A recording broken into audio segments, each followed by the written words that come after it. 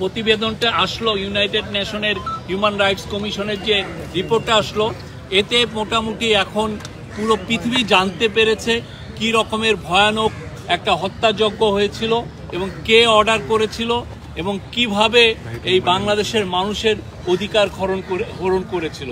তো সেই থেকে আমরা সেই ম্যাস আপরাইজিংয়ের পরে নতুন যে বাংলাদেশ গড়তে চাচ্ছি, সেই নতুন বাংলাদেশের সাথে পুরো পৃথিবী এবং বাংলাদেশের সবাই আছে।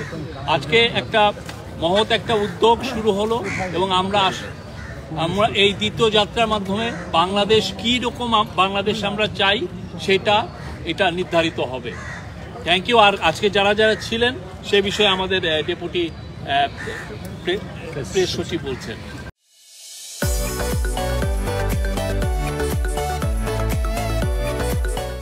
ধন্যবাদ। আজকে যে রাজনৈতিক দলগুলো এবং জোট আজকে এখানে উপস্থিত আছেন, আমি তাদের নামগুলো বলছি, আপনারা একটু কাইন্ডলি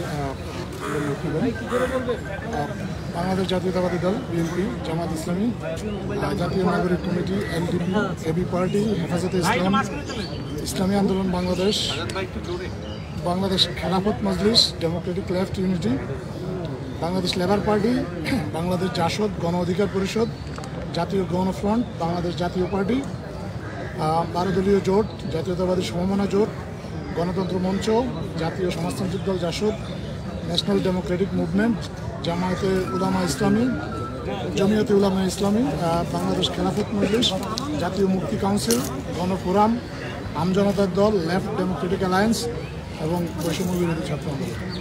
আর আজকে চেয়ারপারসন ন্যাশনাল কনসেনসাস কমিশনের আলী রিয়াজ উনিও বক্তব্য রেখেছেন এবং মিটিংটা কন্ডাক্ট করছেন মনির হায়দার, যিনি কোঅর্ডিনেশনে কাজ করছেন। Thank you.